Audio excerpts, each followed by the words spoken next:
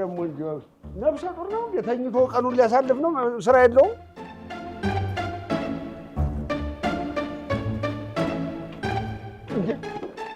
እንዴው ፋዘር ወይ ምን ነው በጧት አንተ መቼም ጉድ ነህ ምን ነው በሰላም ነው በጧት ቁጭ አልከው ለአንዳንዱ ጠዋት ነው ለአንዳንዱም አሁን መሽቷል ምን እንዴ እመጫት ነህ ነፍሰ ጡር ነው ይሄን ያህል ሰዓት የምተኛው ስራ የለም እንዴ አመሸው ማታና አዎ እሷን ስሰራ ነው ትንሽ አረፈርኩኝ አሁን ራሱ አርፍዶብኛል ያስገባል አዎ ያስገቡኛል አሁን መሄድ አለብኝ እንዴ እንደዚህ አይነት ጭካኔ ግን ጥሩ ነው እንዴ በሰው ቤት እንዲህ ለጥ ብሎ መተኛት ምን ነው ፋዘር እኔ እኮ አልተኛውም እኔ እንኳን የቤቱ ባለቤት አልተኛውም ፈልጌ ነበራ ዙና ነሽውት በደህና ፋዘር ምን በደህና ነው በደህናማ ቢሆን ኖሮ ምን ታስፈልገኛለህ አንተ ቸግሮኝ ነው እንጂ አሁን ይሄ ማነው ስሙ ዳድጎይ ነበር የታመሙ አዎ አሳክመን አባባ ባዷችንን ነን ነቲንግ አሉ አቃቸዋለሁ አላሳክም ማለት አልችልም ቤት እንዳለኝ ነው የማውቁት እንደማከራይ አዎ ጉዴን የማውቀው እኔ ብቻ ነኝ ስለዚህ ለእነዚህ ልጆች ምን ልላክላቸው እስቲ ቆይ መቼም የተስተማረ ዕውቀትም ያለው እዚህ ግቢ እሱ ብቻ ነው ስለዚህ ተሱ ሰንቲም አላጣም ብዬ ማታ እዚህ እስከ 6 ሰዓት ከማን ፋዘር ታንተ 10 ቀን ከሰጠሁት እኮ አሁን የመሻል ሰጠኝ ማለት አሁን ድገመኝ ነው አልሰጠኝም አልኩት ምን ትደግመኛለህ ቆይ ረፍዶብኝ ነው ፋዘር ሰጠኝ እኮ ወደፊት የምትሰጠኝ ነው እንጂ አምጣል አልኩ ታለህ ሰው ሲጀግረው ፋዘር የለኝም እንደሌለህም አወቅኩት እኮ ይሄን ያህል ስተኛ ነው ይሄ ሌባ ቾንቾረን ሳይሆን አይቀርም ይሄ አንድ ቀን ማረጋገጫ የሌለው ልጅ እኔ መጀመሪያም የተከራየ ሂደት ቀልድ ያልወደድ አጭበርባሪ ሳይሆን አይቀርም ይሄ ነው ማረጋገጫ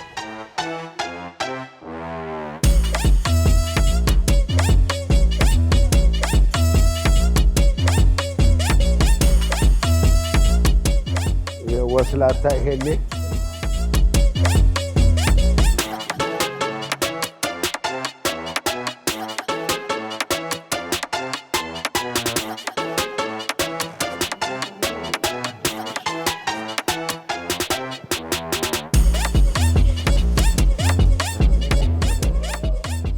እንዳይሆን የሚሰራው እዚህ እንዳይሆን ብቻ የሚሰራው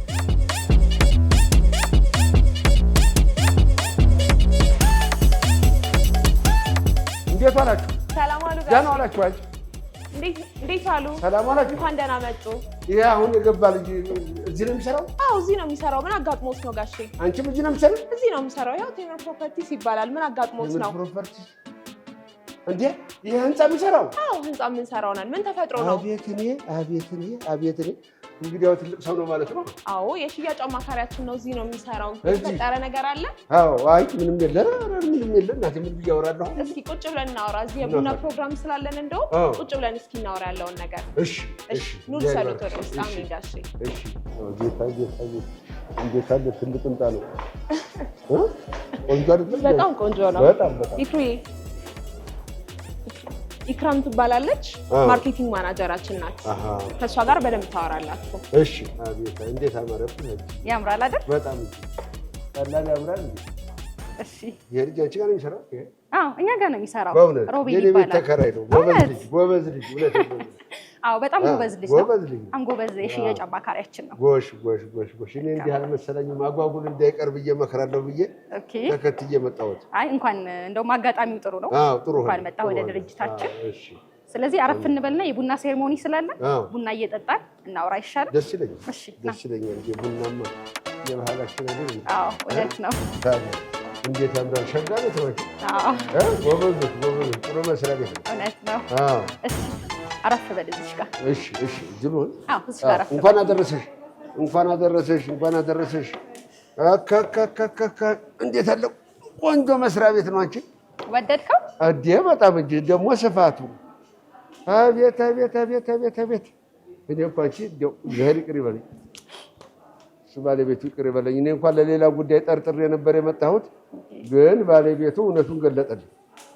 እንኳን መጣሁ። ምናልባት ይሄን እንድታይ ብሎ ይሆናል ፈጣሪ መራ ይዞ የመጣው እውነቱን ገለጠ። አጓጉል ጠርጥሬ ሰው ለካ ትልቅ ሰው ነው እንጂ እርሶ ቤት ነው የሚኖረው? ተከራይቶ ነው ጋር የሚኖረው። አንድ ቀን አስቀየመኝ ብዬ ተናድጄ ይሄን ማን መሆኑን ማጣራት አለብኝ ብዬ ስም ላጠፋ ነበር የመጣሁት። ግን እሱ ባለቤቱ የለም አይሆንም፣ ይሄ ሰው ንጹህ ሰው ነው፣ ምንም እንዳትናገራልና እዚህ ቤት አመጣኝ። ደግሞ ይኸው አንቺ ጋር አገናኘኝ። እግዚአብሔር ይመስገን። እህትሽ ነች? የሥራ ባልደረባዬ ናት። ባልደረባሽ ነች? ጎሽ ያው እህት በይው። አውርተዋል ሰው ያው እህት በይው። እሰይ እንኳን መጣሁ። እቺን ነገር ላውልቃት። ቡናም ስላለ ሙቀቱ እንትን እንዳይል አንድ ላይ እንትን አለና መደጋፊያም ጥሩ ነው። ሽማግሌ እንግዲህ ይኸውልሽ አቅም ይጠፋል አንዳንድ ጊዜ። ጋሽዬ በባዶ ከምንል እቺ እየበሉ ልጫወት። ያዙ። ምን ቴምር ነው? ቴምር ነው። ኧረ ነት እንዴ ዛፉን እዚያ አይቼ ገርሞኝ ነበር። ቴምር ፕሮፐርቲ አለችኝ ያችልሽ። ቴምር ፕሮፐርቲ ሙሉ ስሙ ነው ማለት ነው? ቴምር ሪል ስቴት ወይም ቴምር ፕሮፐርቲ። ኦኬ። ይሄ ምንድን ነው ደግሞ? ይሄ በዚህ ዓመት የኢትዮ ሪል ስቴት አዋርድ ላይ በአፎርዴብል በቅናሽ ዋጋ አፓርትመንት ቤቶችን በመሸጥ ወይም ህብረተሰቡን በተመጣጣኝ ዋጋ የቤት ባለቤት በማድረግ ዘርፍ አንደኛ ሆነን የተሸለምነው ዋጋ ነው። እውነት ጎሽ ኧረ እንኳን ደስ አላችሁ። እንኳን ደስ አላችሁ። እውነት ነው። ቤቱም ደስ ይላል እኮ ሰፋ ያለ ነው። እድሜ ይስጥልን፣ ቆይልን፣ ወልደሽ ሻሚ ዘርተሽ ቃሚ እንጀራ ይውጣልሽ። እንደዚህ ነጠት ያለውን ኑሮ እግዚአብሔር ላንቺ ያድርግልሽ። አሜን። አረው ይጣፍጣል። አንቺ ከሌላውም ለየት ይላል መሰለኝ። የኛ ስራችንም እንግዲህ ከሌላው ለየት ያለ ነው። ለቴምሩ ማለት ነው። ይሄ ማረጋገጫ ነው። እውነት። ጎሽ እኔ የምልሽ መቼ ነው የተመሰረተው? ቴምር ከተመሰረተ ኦልሞስት ወደ 8ኛ ዓመቱ እየተጠጋ ነው። ጋሼ እውነት። ምን ሰርቷል? ከዚህ በፊት እንግዲህ 6 ፕሮጀክቶችን ሳይቶችን ሰርተን አስረክበናል። 6 ህንጻዎችን ማለት ነው። ለሁሉም ሰው ለፈላጊው ሁሉ ለገዢዎቻችን አስረክበናል። ጎሽ ይሄ ነው ድርጅት ማለት። ከ340 በላይ ቤቶችን ያስረከብነው 340 አባወራዎችን የቤት ባለቤት አድርገናል በ8 ዓመት ውስጥ። ጎሽ ይሄ ነው ድርጅት ማለት። እውነቴን ነው። እኔ ብዙ ሰው በቤት ጉዳይ ሲያለቅስ አይቻለሁ፣ ሰምቻለሁ። ይሄ ነው ያስመረጣችኋ ታዲያ? ልክ ነው። ከተማችን ላይ ያው ሪል ስቴት ሲባል ያው ሰው ብዙ ጥሩ እንትን የለው። ታማኝ ከዚህ በፊት ገንብቶ ያስረከበ ድርጅት ከዋጋም አንጻር ደግሞ ለህብረተሰቡ ተመጣጣኝ ዋጋ ይዞ የሚመጣ ድርጅት ሲገኝ ሰው ዘንድ ቶሎ ተቀባይነት ያገኛል። ለዚህ ነው ይሄንንም ያገኛችሁት። ለዚህ ነው ይሄንንም የተሸለመው። ጎሽ ይገባል። እውነት ነው። ይገባል። እንደዚህ በሐቅ ለሐቅ የሚሰራ ያስፈልገዋል ሽልማት፣ ሌላውንም ያበረታታል። ጎበዝ። እንደውም ቆይ ይኸውልሽ ምን መሰለሽ እንደዚህ ተሆነማ እኔ አሉ ወንድሜም ልጆች እህቴም ልጆች አሉ። አሁን ቤት መግዛት ይፈልጋሉ። ውጭ ናቸው ያሉት፣ አሜሪካ አውሮፓ ነው ያሉት። ሁልጊዜ ይጠይቁኛል ተውልና እኔ እነዚህኞቹን ነው የማወራው በኋላ እንዳያዝኑብኝ ብዬ። እንደዚህ የሚታመን ተተገኘማ እኔ እነግራቸዋለሁ። እነሱ እኔ እንትን ሁሉ ይሉኛል። ይሄ ማን ነው በፍርድ ቤት ውክልና እንስጠና አንተ ፈልገህ ግዛልን ይላሉ። እዚህ ጊዜ ይዤ እመጣለሁ። ትክክለኛ ቦታ ነው የመጣሁት። በእውነት ፈጣሪ ያለ ምክንያት አላመጣኝም። እውነት ነው ጋሽ። እግዚአብሔር ይመስገን። ቆይ አሁን እነሱ የሚሉኝ ምን መሰለሽ ይሄ ጩኸት የሌለበት ማን ነው ያ ድምፅ ብክለት ነው የሚሉት እሱ የሌለበት ይሉኛል ብዙ ጊዜ። ድምፅ ደግሞ ይበከላል እንላቸዋለሁ እኔ። እውነት ነው። ድምፅ ብክለት የሌለበት በኋላ ጠይቄ ነው ጭር ያለ ቦታ ለኑሮ የሚሆን ቦታ የሚሉኝ። ስለዚህ እንደሱ አይነት ቦታ ላይ የምታደርጉት ሆነ እኔ በዚህ በማን አነጋግራቸዋለሁ። አንዳንዴ የማን ነው ስሙ ምስል ያደርጉና ቪዲዮ ኮል እሱ ላይ አነጋግራቸዋለሁ። አምጥቼም እዚህ አነጋግራችኋለሁ። እናንተ የምትሉትን ታደርጋላችሁ። እዚህ ጋር ግን ጋሽ አንድ ጥያቄ ልጠይቁትና ይሄ ድምፅ ብክለት የሌለበት ለመኖሪያ ምቹ የሆነ ቦታ እርሶ አዲስ አበባ ላይ የት ቦታ ነው ብለው ይመርጣሉ? አሁን እርሶ? እኔ ጫጫታ ነው የምወደው። ጫጫታ ነው የሚወደው? ለነሱ የሚሆነው ቦታ የትኛው ነው ብለው ያስባሉ? አሁን ለነሱ የሚሆነው እንግዲህ ወደ ዳር ያለው ነው። ወደ ዳር ማለት ወዴት? እስኪ አሁን ወደ ዳር ማለት ወደ ካራ በዚህኛውም ካራ እንግዲህ ጠጥ ያለ ቦታ ተተፈለገ እዛ ቦታ ላይ ጠጥ ያለው እንጂ ሌላ ቦታ ላይ እንግዲህ አይደለም የምትይኝ ተሆነ አንቺ የምትነግሪኝን እነግራቸዋለሁ እንጂ እኔ የሚመስለኝ እንደዚህ ነው። ትክክለኛ ሰዓት ላይና ትክክለኛ ቦታ ላይ ነው የመጡት። እኛ አሁን እየገነባን ያለ ነው እየሸጥንም ያለ ነው አያት አደባባዩ ጋር ነው። ወሽ ታዲያ እሱም እኮ አሁን ለዛ ነው ቀድሜ ጠየቅኩት። ብዙ ሰው የሚመርጠው ቦታ ይሄ ከፋብሪካ ነፃ የሆነች ቦታ ናት አያት። ይሄ የአየር ብክለት የድምፅ ብክለት የሌለባት ቦታ ናት። ለዛ ነው ቀድሜ ጠየቅኩት። ወሽ በቃ ታዲያ እኔ ልክለኛ እኮ ነው እኮ ማማ ትክክለኛ ቦታ ላይ ነው የመጡት። እውነት አንተ ያልከው አይቀርም። እኔ እዚህ አገናኝሽና ታወሪያቸዋለሽ፣ አንቺ ትነግሪልኛለሽ። በኋላ ውክልና ሆኖ ስጄ እኔ እፈራረማለሁ። ይቻላል። ምን ችግር አለ? ቆይ ምን አይነት ህንጻ ነው የምገነቡት? መልካም አያት ላይ 2 ፕሮጀክቶች አሉ። እሺ አያት አካባቢ አብዛኛውን ቴምር ሪል ስቴት ነው ያዘው። ቴምር? አዎ ቴምር። ምክንያቱም ጋሼ በጣም አዲስ አበባ ላይ አብዛኛው ነዋሪ አይተው ከሆነ ከሲኤምሲ ወደዛ ነው አብዛኛው ነዋሪ። ምክንያቱም ቅድም እንዳልኩት ነው ለመኖሪያ ምቹ ተመራጭ የሆነ ቦታ ስለሆነ ማለት ነው። ሶ ብዙ ኮንስትራክሽኖችም ሪል ስቴቶችም ያሉት አያት ኤሪያ ላይ ነው። ከዛ አንፃር አብዛኛው አያት አደባባይ አካባቢ ቴምር ሪል ስቴት ብዙ ቦታ አለ። አሁን ላይ ግን ከረንትሊ እየሸጥን ያለ ነው አንደኛው ሳይታችን ከአያት አደባባይ ወደ ጣፎ የሚወስደውን መንገድ ያውቁታል እንዴ? እዛው ነኝ እኮ ሰፈሩ እዛው ነው። ታዲያስ እንዴ ታዲያ እነሱስ የሚሉኝ ያንተ አይነት ለመኖሪያ መቼ የሆነ ቦታ ላይ ነው አይደል? ታዲያስ ከአያት አደባባይ ወደ ጣፎ የሚወስደው መንገድ ላይ ሎሚያድ ሱፐርማርኬት የሚያውቁት ከሆነ አውቃለሁ። በቃ እዛው አጠገብ ላይ አንደኛው ፕሮጀክታችን አለ።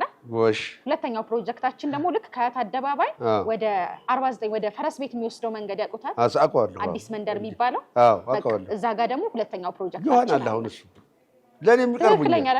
ለነሱ የሚሆን ቦታ ለኔም ይቀርቡኛል። አፓርትመንቶቻችን እንዳጠቃላይ ስናየው በቂ የሆነ ሊፍት፣ የመኪና ማቆሚያ፣ ቆሻሻ ማስወገጃ አላቸው። ባካፕ ጀነሬተር፣ ትራንስፎርመር አሁን የመብራት መቆራረጥ እንዳይኖር የየራሳቸውን ትራንስፎርመር አዘጋጅተን እንዳልኩ በጣም በቂ የሆነ የመኪና ማቆሚያ ፓርኪንግ ያለው መጨረሻ ላይ ደግሞ ህንጻ አይደለም የግል ቤት አይደለም ፕሮግራም በግማረጃ ሊኖር ይችላል፣ ፕሮግራም ማዘጋጃ ሊኖር ይችላል። ለዛ ብለን መጨረሻው ኦፕን ቴራስ ነው የምናደርገው፣ ክፍት ማለት ነው ፕሮግራም እንዲያዘጋጁበት። እነዚህን የያዘ እጅግ ዘመናዊ ህንጻ ነው የምንገነባው። ሎሚያድ አጠገብ ላይ የሚገኘው እዛ ላይ ጋሼ ባለ 3 መኝታ ነው ያለን። ባለ 3 መኝታ 111 ካሬ የሚባል አለ። ሁሉም ባለ 3 መኝታ ነው። ሁሉም ባለ 3 ነው። 111 ካሬ እስከ 137 ካሬ ድረስ ማለት ነው። ትንሹ 111 ካሬ ነው፣ ትልቁ 137 ካሬ ነው። ይሄ ሎሚያድ አጠገብ ያለው ሳይታችን። ወደ ፈረስ ቤት የሚወስደው ሳይታችን ላይ ደግሞ ባለ 2ም ባለ 3 መኝታም ነው ያለን። አማራጭ ሁለቱንም አማራጭ አለው። ባለ 2 መኝታ 86 ካሬ አለ። ባለ 3 መኝታ ደግሞ ከ106 ካሬ እስከ 125 ካሬ ድረስ አለ። እዚያው ያልሽው ላይ እዛው የፈረስ ቤት ላይ ያለው ላይ ማለት ነው። አዎ ስለዚህ አነስ ያለ ካሬ የሚፈልግ ሰው 86 ካሬ ያለ ልጆችም ማግብቶም እዛ ኖረው ቆየ ነው ሰፋ ያለ ነው የሚፈልገው። ስለዚህ ሰፋ ያለውን ካሬ ባለ 3 መኝታውን ወይ 125ቱን ወይ 137 ካሬው ለነሱ ይሆናል። እናመርጣለን፣ እሱን እናመርጣለን። አንቺ ታነጋግሪያቸዋለሽ። እንትኑስ ይሄ ማን ነው ሰንቲቡ? መቼም ብሩ ነው ዋጋው። አዎ ቀስ ብለሽ ንገሪኝ። አይ የሚያስደነግጥ አይደለም፣ የሚያስደስት ነው። እንደውም የኛው እውነት። እስቲ ንገሪኝና እኔ እነግራቸዋለሁ። እውነቴን ነው የምልሽ። እኔ ምናፍቀውኛል። ታውን በኋላ ልጥ የተራሰ ጉድጓድ የተማሰ ነው። ልሞት ነው ሳያጫውቱኝ ሳላገኛቸው። ስለዚህ ግዙ እያልኩ የምጨቀጭቀው እኔ ነኝ። አዎ ስለዚህ አሁን ዋጋውን ቦታውን አጣርተህ ንገር ያሉኝን እነግራቸዋለሁ። አንቺም ትነግሪልኛለሽ። እሺ መልካም። አዎ ምን ያህል ይባላል? ከዛ በፊት ግን ጋሺ ከተማችን ላይ የኮንዶሚኒየም ዋጋ ስንት እንደሆነ ያውቃሉ? ኮንዶሚኒየም ቤት የሚሸጥበት ኮንዶሚኒየም እንዴ አሁን በደብረታ አንድ ባልንጀራ አለኝ። እሱ ምን አለኝ ልጄ 7 ነው 6 ሚሊዮን ብር ገዝቶ ና አባባ እንግዲህ እዚህ ረፍ እስተመቼ እዚህ መሀል ከተማ ላይ ጩኸት መሀል ትኖራለህ ብሎ ና ቤት መርቅልኝ ብሎ ወሰደኝ። እውነቴን ነው። ሄጄ በደንብ ነው የመረኩለት ልጁ 6-7 ሚሊዮን ብር ገዝቶ ማለት 6 ነጥብ ምናምን አለኝ። ኦልሞስት 7 ሚሊዮን። አዎ እንደዛ ነው የሚሆነው። ለምን ይሄን እንዳነሳውሎት ልንገሩት ጋሽና እያዙ መጀመሪያ። እሺ እድሜ ይስጥልን። እሺ የኛ አፓርትመንት እየሸጥን ያለ ነው ከኮንዶሚኒየም ባነሰ ዋጋ ነው። እንዴት? እሺ አሁን አያት ፈረስ ቤት ላይ የሚገኘው ሳይታችን ላይ ባለ 2 መኝታ አፓርትመንት በ5 ሚሊዮን 400 ሺህ ብር ነው የምንሸጠው። ባለ ሁለቱ አፓርትመንት ነው እንግዲህ ኮንዶሚኒየም ማለት ነው። ወይኔ ወጋላ ተበላ አትነግሪኝም ቀድመሽ ለካ እኔ አሁን የመጣሁት አየሽ እሱ 6 ነጥብ ምናምን አሉት ባለ 2 መኝታ ያውም አፓርትመንት ነኝኛ ባለ 2 መኝታው 5 ሚሊዮን 400 ሺህ ብር ነው ሙሉ ክፍያ የምንሸጠው። ባለ ሁለቱ እሺ 86 ካሬ ባለ 2 መኝታ ባለ 3 መኝታ ደግሞ 106 ካሬ በ6 ሚሊዮን 700 ሺህ ብር ነው ሙሉ ክፍያ። ታዲያ የጥጋብ ነው ይሄ እኮ ለኔ ሰዎች እኮ ይሆናል እኮ እውነት ነው። ዛሬ ምስራች ነው ይዤላችሁ የምሄደው። ጥሩ ዜና ነው ዛሬ። ጥሩ ዜና በእውነት ይሄ ፈረስ ቤት ላይ የሚገኘው ነው። ሎሚያድ ሱፐርማርኬት አጠገብ የሚገኘው ሳይታችን ላይ ደግሞ ባለ 3 መኝታ ናቸው ብዬሻለሁ ቅድም። ባለ 3 መኝታ 111 ካሬው 7 ሚሊዮን 900 ሺህ ብር ነው ሙሉ ክፍያው። 7 ሚሊዮን 900 ሺህ ብር 900 እሺ። ከፍ ያለ ደግሞ ካሬ የሚፈልጉ ከሆነ ራሱ ባለ 3 መኝታ 137 ካሬ አለን ለቤተሰብ የሚሆን እሱን ደግሞ 9 ሚሊዮን 700 ሺህ ብር ነው ሙሉ ክፍያው። ሰፊ ካሬ ማለት ነው። ትልቅ ካሬ ነው። አዎ ትልቅ እኮ ነው። ኮንዶሚኒየም የማይሸጥበት ዋጋ ነው አፓርትመንት እየሸጥን ያለ ነው። አዎ አይ አሁን ቦጋለ ተበላ። አይ ቦጋለ እዚህ ጋር ደግሞ ጋሼ የሚገርመው ብዙ ጊዜ ሪል ስቴቶች ላይ እንደዚህ አይነት ዋጋ ሲጠቀስ ወይ ገና እየተቆፈረ ያለ ወይ ገና እየተጀመረ ያለ ሲሆን ነው። እኛ ጋር አሁን ሎሚያድ ሱፐርማርኬት ጋር የሚገኘው ህንጻችን ወደ ላይ 10 ነው የምንገነባው። ጂፕላስቴና አጭር ናት። እሺ አሁን 7ኛ ላይ ደርሰናል። እያለቀ ነው 3 ስላብ ነው የቀረን 3 ደረጃ ነው የቀረን። አዎ እሱ ላይ የደረሰ ህንጻ ነው እንግዲህ በ7.9 ሚሊዮን ብር ባለ 3 መኝታ የምንሸጠው። ገና እየተጀመረ አይደለም። ኦልሞስት 70% የደረሰ ሳይት። ፈረስ ቤት ላይ የሚገኘው ደግሞ 5ኛ ላይ ደርሷል። ባለ 2 መኝታ እንዳልኩ እሱ ላይ 5 ሚሊዮን 400 ሺህ ብር ነው ሙሉ ክፍያው። ወሽ እድለኛ ናቸው በእኛኔ ዛሬ እውነት የምስራች ነው። የምስራች ነው። እግዚአብሔር ይመስገን። እኔ ነግራቸዋለሁ። ይሄንን በኋላ ጣፍ አድርገሽ በወረቀት ትሰኛለሽ። ችግር የለውም። ለምን ማታ ሲደውሉ እሱን እያየው ነግራቸዋለሁ። ችግር የለውም። አስፈላጊ ከሆነ እኔንም ያስገቡኝና ኮንፈረንስ ላይ አንቺማ እንዲህ ታወሪያቸዋለሽ። እኔ አሁን አንዳንድ ጊዜ ማታ ልጆቹን ክፈቱልኝ ይልና እንድቻርግ የቴሌቪዥን ላይ እያየሁ ነው የማወራቸው። እውነት ነው። እንደሱ ታወሪያቸዋለሽ። ችግር የለውም። አወራቸዋለሁ። ልጨምር? አዎ ጨምሪ። አሁንም ኧረ ስኳር ጎጂ ነው ጋሽ ይቅርቡት። ጎርታ አላየንም። እኔ ይኸውልሽ ለምን መሰለሽ ሲጣፍጥ ደስ ይለኛል። ቡና ወይ ዛሬ እንኳን ደህና መጣ። ይሄ ልጅ ዛሬ ፈልጌ ነው የማመሰግነው፣ ጠብቄ ነው የማመሰግነው። የአንድ ወር ቤት ኪራይ ነፃ አድርጉለት። ኧረ አደርግለታለሁ። እንደው አይናገርም አይደለ? ጠረጠርኩት እንጂ ዝም ብዬ ተምድር ተነስቼ አየሽ፣ ይሄንን ምክንያት አድርጎልኝ ማለት ነው። ይሄን መረጃ ግን እኮ ያው አንዳንድ ያለ መገጣጠም ነው። ቤት ፈላጊና ተፈላጊ ብዙ ጊዜ አይገናኝም ነው እንጂ እንግዲህ የኛ የሽያጭ ባለሙያ እርሶ ቤት ተከራይቶ እየኖረ ይሄን መረጃ ከሱ መስማት ይችሉ ነበር። ፈላጊና ተፈላጊ ያለ መገጣጠም ነው። እንትንም ነው የኛም ስንፋት ነው። አንዳንድ ጊዜ አከራዮች አንጠይቅም። እውነት ነው። ያቺ የምታስፈልገው ብር አገኘን አይደለን አገባ ነው። እውነት ነው። ምን ትሰራለህ ብለው አሁን እንዲህ እሰራለሁ ቢለኝ ኧረ እንዲህ ነበር እለዋለሁ። እኛም ጋር ስህተት አለ። አንለዋወጥም። መረጃ እኮ ስትቀባበይ ነው መረጃ ቢሆን አይደለ? አዎ እንደዛ ነው። አሁን ይሄ እንግዲህ እነዚህ የወንድሜ ልጅ አልኩሽ ይመጣሉ ያሉት ከ2 ዓመት በፊት ጠቅልለን እንገባለን ሀገራችን ይበቃናል ዛሬው ኑሯችን ብለዋል። እስቲ አሁን እነዚህ ቤቶች እስከዛ ጊዜ ያልቃሉ? እውነት ነው። ትክክለኛው ሰዓት ላይ ነው ጠቅልለው ለመግባት ያሰቡት። እውነት አሁን ሎሚያድ ጋር ያለው ሳይታችን ቅድም ያልኩት 7ኛ ላይ ደርሷል። 3 ነው የቀረው ከዚህ በኋላ ጋሺ። 3 ነው። መረከቢያ ጊዜው 1 ዓመት ከ6 ወር ነው። እንደ 1 ዓመት ከ6 ወር በጣም ማክሲማም ብለን አስቀምጠን ነው እንጂ ምክንያቱም ምንም አይነት ኢሹ እንዳይነሳብን ምንም አይነት ማስረከቢያ ጊዜ እንዳይነሳብን ነው እንጂ ይሄን ከ1 ዓመት በፊት ሰርተን የምናጠናቅቀው ህንጻ ነው። ግን እንደው ማክሲማም ምንም አይነት ጥያቄ እንዳይነሳ ሙሉ በሙሉ በ1 ዓመት ከ6 ወር ሰርተን እናስረክባለን። ጥሩ። ይሄ ሎሚያድ ጋር የሚገኘው ሎሚያድ ሱፐርማርኬት ጋር የሚገኘው 7ኛ ላይ የደረሰው ሳይታችን ነው። ባለ 3 መኝታ ያለው። ሌላኛው ደግሞ ፈረስ ቤት ጋር የሚገኘው ባለ 2ም ባለ 3ም መኝታ ያለው ሳይታችን ላይ በ2 ዓመት ጊዜ ውስጥ ነው የምናስረክበው አጠናቀን። ታዲያ ያው ባሉት ጊዜ ነው የሆነላቸው ማለት ነው። ከዚህ ተሁለቱም ያልፉ እነሱ። እግዚአብሔር ይመስገን። እዚህ ጋር ግን ጋሼ ያው የጠቀስኩት ዋጋ በጣም ዝቅተኛ ነው አይደል? ይከፍሉታል ብዬ አስባለሁ። አይ አረ ይከፍላሉ፣ ተዛም በላይ ብለውኛል። ግን እኔ አላቅም። እኔ አሁን እንደ ድሮ መዞር አልችልም፣ ደክሜያለሁ። ስለዚህ እናንተ እንትን የምትሉትን በሉና ፈልጉ ብዬ ነበረ። አሁን ዛሬ እንደገባሁ ደውልና አግኝቻለሁ። ደግሞ ምንም አትጠራጠሪ። አዎ ይሄን ለምን ጠየቅኩት? ይሄ አሁን የጠቀስኩሎት 5,400,000 ብር ባለ 2 መኝታ፣ ባለ 3 መኝታው ደግሞ 6,700,000 ብር ብዬ የጠቀስኩሎት ዋጋ አሁን ላይ 100% ለሚከፍል ደንበኛ ነው። 100% ለሚከፍል ቤት ገዢ ነው ይሄ ዋጋ የሚሆነው። ቀስ እያለ የሚከፈል ሳይሆን ይሄ አንዴ ለሚከፈል ነው። ምክንያቱም ቅናሽ አድርገን ነው። አሁን 5,400,000 ብር ያልኩት ቤት 9,700,000 ብር ሲሸጥ የነበረ ቤት ነው።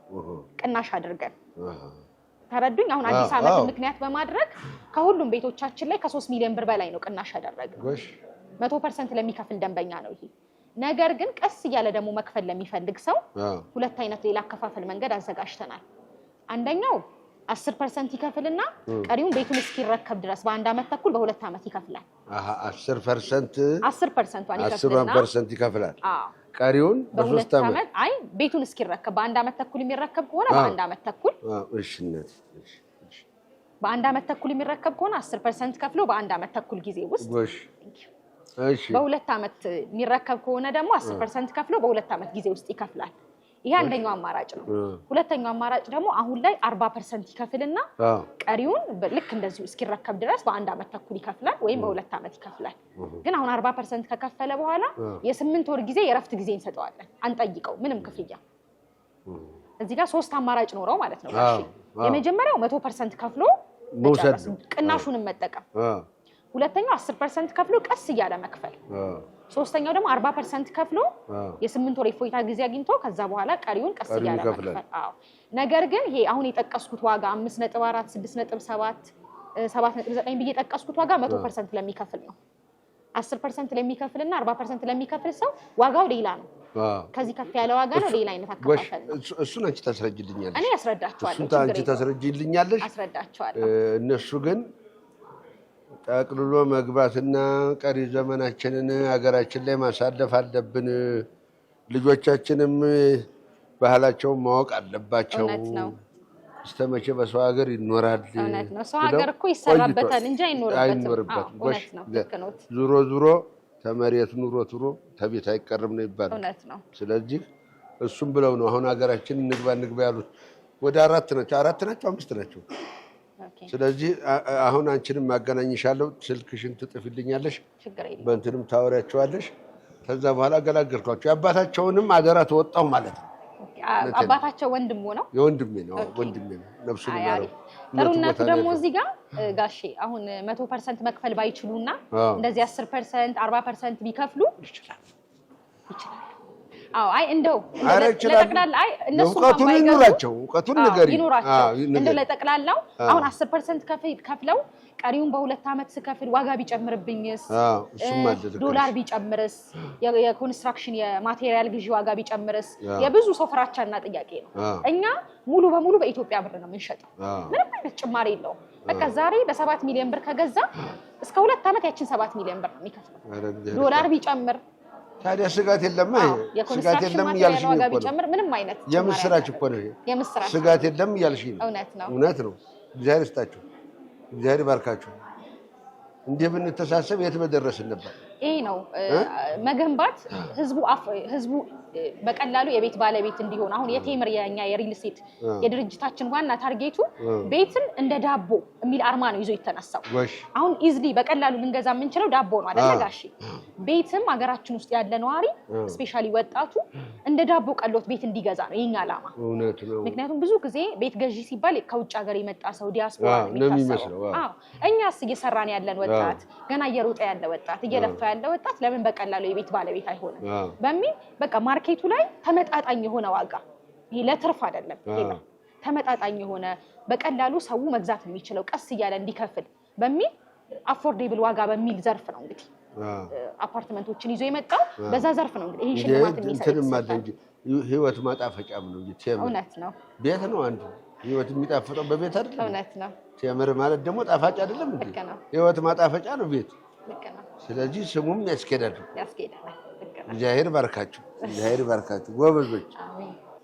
እኔ የምልሽ የኔ ልጅ አሁን ልጆቹ ግዛ አባባ ብለው ቢልኩና ገንዘቡ እኔ ጋር እስኪደርስ ድረስ ጊዜው ቢሄድ ምን ያህል ነው የሚጨምርባቸው?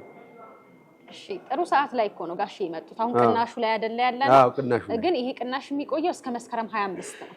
መስከረም 25 ድረስ ነው የሚቆየው። እስከዛ ድረስ ጊዜ አላቸው። በዚህ ዋጋ መግዛት ይችላሉ። ከዛ በኋላ ለሚመጡ ደንበኞች ግን ዋጋ ጭማሪ ተደርጎ ነው የሚስተናገዱት። ከሱ የበለጠ ግን ምንድነው አሁን ቅናሽ ላይ ቢሮአችንም እንዳዩት በጣም ብዙ ሰው አለ። በጣም ይሄን ቅናሹን ለመጠቀም በጣም ብዙ ሰው እየመጣ ነው። ስለዚህ ከመስከረም ያልቃሉ። እስከ መስከረም 25 ቤቶቹም አይቆዩም፣ ተሽጠው ያልቃሉ።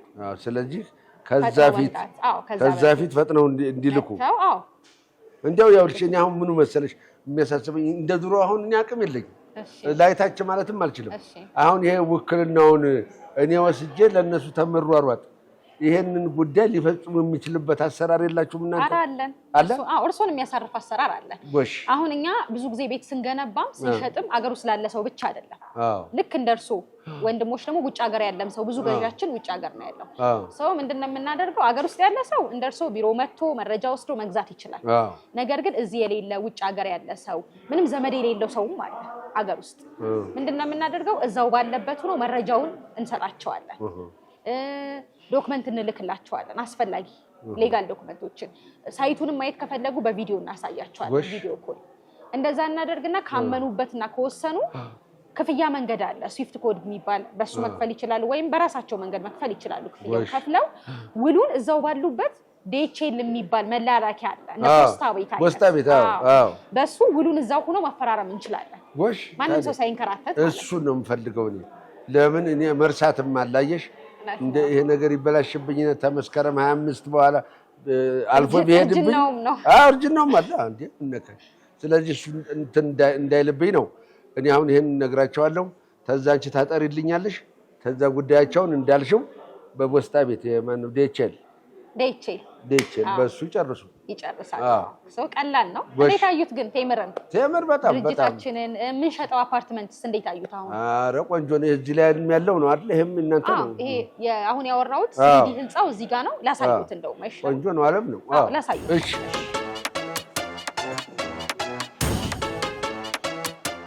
አሁን ያወራ ነው እንግዲህ ጋሼ በስሪዲ ነው የምንለው እኛ በእኛ በኮንስትራክሽን ቋንቋ። ይሄ ህንጻ ነው እንግዲህ አሁን ተገንብቶ መጨረሻ ላይ ይሄንን ነው የሚመስለው ማለት ነው። ይሄንን ነው የሚመስለው መጨረሻ ፎቶ ነው ማለት ነው። ይሄ ስሪዲ በእኛ ቋንቋ ስሪዲ ነው የምንለው። የህንጻው ስሪዲ መጨረሻ ላይ ህንጻው ይሄንን ነው የሚመስለው። ታዲያ ያምር የለም እንዴ? ያምራል። በጣም ቴምር አይደል እንዴ? ድርጅት ቴምር እውነት ነው። ይኸው ቴምርም አለ እዚህ። ይሄ ነው እኮ ቴምር አልኩሽ እኮ ቅድም ቤት ኑሮ ማጣፈጫ ነው አልኩሽ አይደል? መጀመሪያ መቀመጫ ይሄን አይደል የሚባለው? ዝንጀሯ ማለት ነው። ወሽ ያለም ይሁንላችሁ። አሜን። ያለም ይሁንላችሁ። እሺ 2018 የስኬት ዘመን ያርግላችሁ። እንዴ ፋዘር መጣ እንዴ? አንተ ወይ መጣ ሆይ ይቅር በለኝ ልጅ፣ ይቅር በለኝ። እንደው አጥፍቻለሁ። አንተን ከፋስብ የመጥቼ ደግ ነገር አግኝቻለሁ። ይቅር በለኝ ልጅ። ፋዘር ችግር የለውም። እንኳን ደህና መጣህ ብለናል። እንኳን ደህና ቆየኝ። እንዴ ትልቅ ሰው ነህና። ያው ቴምር እኮ አልኩህ እኮ እሱን አይቸኩል። አለቃ ያገኘች አገኘኋት። እንዴት አለሽ? የተባረከኝ ልጅ። እሺ ቤት ዘርዝራ እናወራለን። እንዴ ማታ እመጣለሁ። እሺ ታገናኘኛለህ ወንድሜ ልጆች ጋር። እሺ እንግዲህ ጋሽ እዚህ ድረስ መጥተው ስጦታ ሳንሰጦት አይሄዱ። ጎሽ ሲገዙን ደግሞ የበለጠ ጨማምረን እንሰጦታለን። እሺ ያዟት። ይሄ ጃንጥላ ነው? ጃንጥላ ነው። ክረምት አይደለም እየዘነበ አይደል? ቴምር ነው እንዴ? ቴምር ነው። ኦሪጂናል ዘራችሁ ቴምር ይሁን። አሜን። ያችን የመጣኋት ቴምር ቆጭታኝ ነበረ። እግዚአብሔር ያክብርልኝ። አሜን። እድሜ ይስጥልኝ። አመሰግናለሁ ስለመጡ። እኔም አመሰግናለሁ። እንደሚሆኑ ተስፋ አደርጋለሁ። እመጣለሁ እንጂ ጉዳይ ጀምረናል እኮ መጨረስ አለብን። እመጣለሁ። እድሜ ይስጥልኝ። እሺ እናቴ፣ እሺ ቆዩልኝ።